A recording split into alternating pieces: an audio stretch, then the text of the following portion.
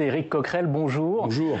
Vous êtes député sortant de Seine-Saint-Denis et je précise que vous faites partie de ces candidats qui ont eu plus de 50% des voix. 54% des voix, oui. Mais qui vont devoir aller au second tour faute d'une participation suffisante.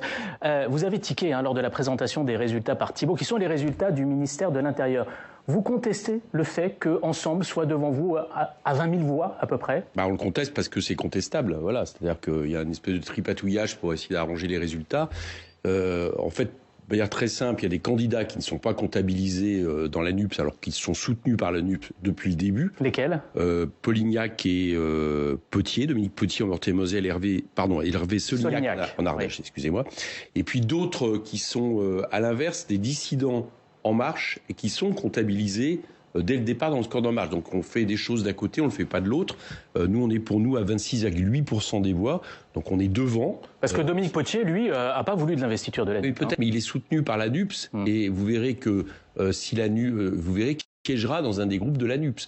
Donc c'est encore une fois, Monsieur Darmanin, à l'inverse, inclut des candidats d'En Marche qui sont des dissidents d'En Marche. Bon, tout ça, c'est fait pour essayer d'arranger les résultats. Mais c'est-à-dire, vous accusez juste Gérard Darmanin de tripatouillage, c'est ça? Des résultats. Et quand vous comptez des choses d'un côté, vous les comptez pas de l'autre.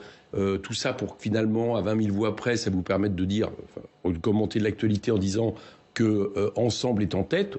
Quand c'est la NUPES qui est en tête, voilà, c'est une sorte de tripatouillage, d'arrangement, on va dire, si vous préférez un terme plus modéré. Mais enfin, en tout cas, c'est quelque chose qui ne reflète pas la réalité. Parce que la réalité, excusez-moi, c'est ça qui est le plus important ce matin. Non, mais juste un dernier mot, est-ce que vous allez porter un recours officiellement? Non, on ne va pas porter un recours sur la comptabilisation des choses. Ça ne va pas changer le résultat. Mais on tient à le dire parce que non seulement c'est un excellent résultat qui transforme, j'allais dire, ce que l'essai en réussite, c'est-à-dire ce que nous avons dû faire avec la NUPES, mais j'allais dire aussi c'est le plus mauvais résultat d'un président de la République au premier tour des législatives. Voilà, jamais un président avait fait moins de 32%, et ils sont dans une grande difficulté parce que non seulement nous pouvons être majoritaires, mais il y a quasiment une chose, à mon avis, certaine, c'est qu'ils ne vont pas avoir de majorité de toute façon. Donc ils se retrouvent dans une situation très complexe. C'est une défaite de premier tour pour M. Macron et une défaite encore plus grande du Premier ministre qui, je vous rappelle, Mme Borne, est la chef de la majorité. Et à mon avis, je vois mal comment elle va poursuivre son travail. Mais juste, si elle remporte sa circonscription, non. Pour vous, elle ne sera pas en mesure de. Je vous dis, si, elle est chef de la majorité. Donc si on est majoritaire, il n'y a pas de problème. De toute façon, Jean-Luc Mélenchon sera Premier ministre. Mais si vous n'êtes pas majoritaire, c'est pas le cas, je vois mal comment une chef de la majorité qui prépare une élection pour une première ministre sert à ça, pour avoir une majorité qui ne l'a pas. Je vois pas très bien comment tout ça pourra se faire. On verra. Alors, selon les projections, elle va avoir une majorité, même si c'est pas. Pour vous, si elle n'a pas de majorité absolue, elle ne pourra pas poursuivre son travail. Écoutez, elle est partie. Même si elle a une majorité pour essayer d'avoir une majorité absolue. C'est une analyse politique que je fais. Je vous dis, dans tous les cas, à mon avis, Mme Borne ne sera pas la première ministre par la suite. D'abord, une chose parce qu'elle échoue, et deuxième chose, de manière un peu plus certaine, parce que Jean-Luc Mélenchon sera Premier ministre. Vous dites que c'est un excellent résultat pour la NUPES, l'Union des gauches. Pourtant, quand on regarde le total de la gauche en 2017 au premier tour, c'est quasiment la même chose que la NUPES aujourd'hui. Et le total des candidats présidentiels de la NUPES, vous perdez du terrain. Mais je vous fais remarquer d'où on vient. On vient de 2017 où toutes les forces qui aujourd'hui composent la NUPES étaient qualifiées dans 170 circonscriptions au deuxième tour. C'est ça la réalité. Aujourd'hui... Oui, mais en termes de dynamique, où est la dynamique? Laissez-moi finir. Aujourd'hui, on part d'une gauche divisée en 2017, qualifiée dans 170 circonscriptions et avec un nombre infiniment inférieur au nombre de députés qu'elle aura cette fois-ci. Aujourd'hui, dans 406 circonscriptions, soit directement représentées par la NUPES, soit avec des alliés que nous soutenons, comme par exemple dans les Drômes, nous sommes au deuxième tour. Un certain nombre d'ailleurs ont déjà gagné, 4 députés ont déjà gagné, alors qu'il n'y en a qu'un seul du côté d'En Marche, et nous sommes en capacité d'avoir la majorité. Donc je trouve que par rapport à ce que nous souhaitions, c'est-à-dire le retour d'une gauche dans ce pays capable d'être majoritaire, c'est une réussite. Mais est-ce que on a regardé les projections, vous êtes loin de pouvoir obtenir une majorité dimanche prochain? Dans vos projections, oui, mais le pari n'est pas raté. Dans les projections, oui, mais dans la réalité, non. Parce que dans la réalité, nous sommes, je vous le répète, dans 406 circonscriptions. Nous avons une réserve de voix, et ça, effectivement, par exemple, 74% des jeunes de moins de 34 ans se sont abstenus. Si vous regardez le résultat de Jean-Luc Mélenchon... Qu'est-ce qui peut les convaincre d'aller voter au second tour? Il y a deux choses. Un, on va faire notre boulot, il va falloir les convaincre, continuer à faire ce que nous avons fait. Nous avons été sur le terrain, souvent même les seuls. On a eu parfois... peux vous le dire, un peu l'impression de boxer dans le vide parce qu'il n'y avait pas beaucoup d'autres forces en face de nous, notamment En Marche. Donc on va continuer. Et puis j'espère peut-être que enfin ce gouvernement va accepter des débats démocratiques dans le cadre de la dernière semaine. Je pense par exemple, on parlait de Mme Borne tout à l'heure, elle est la chef de la majorité, il me paraît quand même inconcevable que dans la deuxième partie de cette dernière semaine d'élection, il n'y ait pas un débat entre elle, M. Mélenchon et les responsables des principaux partis qui sont qualifiés pour le deuxième tour. Donc Marine Le Pen et Christian Jacob. On le doit aux Français.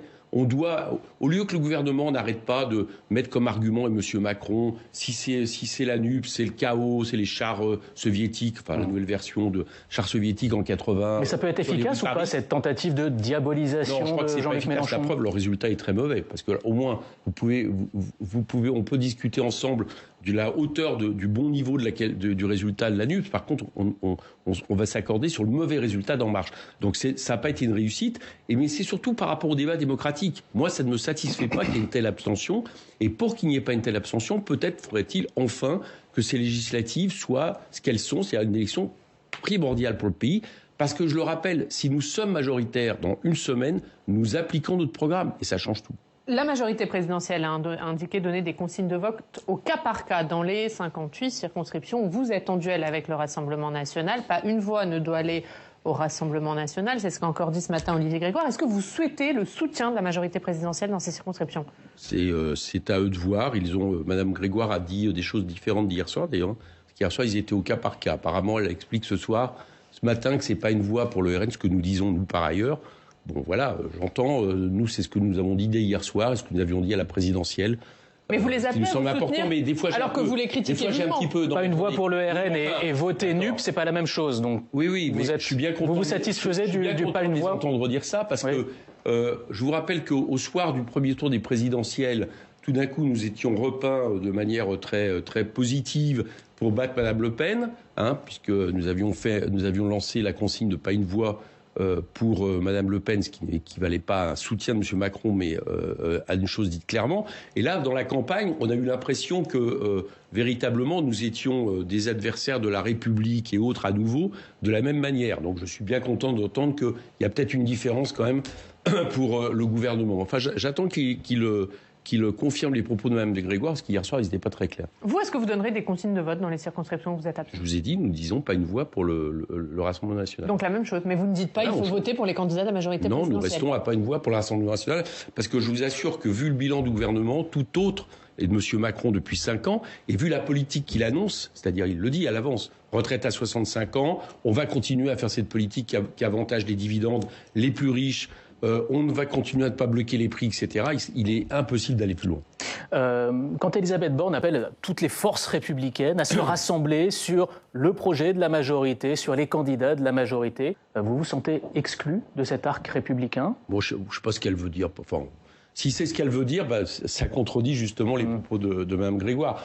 Écoutez, franchement, estimer qu'on est républicain que si on soutient un programme néolibéral, c'est quand même, j'allais dire, un côté no alternative de Mme Thatcher. C'est-à-dire que l'idée qu'il n'y a qu'une seule politique économique possible et qu'en dehors de ça, on est en dehors du champ républicain. Non, nous, au contraire, on veut remettre la République partout, liberté, égalité, fraternité, et faire en sorte qu'à nouveau, par exemple, dans toutes les cités populaires, les circonscriptions populaires, partout dans ce pays, les gens aient le droit aux services publics, de la santé, de l'éducation, de la sécurité qui sont cassés. Les gens aient le droit à nouveau à des salaires convenables. Les gens aient le droit à nouveau à pouvoir s'alimenter, à pouvoir avoir de l'énergie en bloquant les prix. Parce qu'aujourd'hui, la catastrophe est devant nous.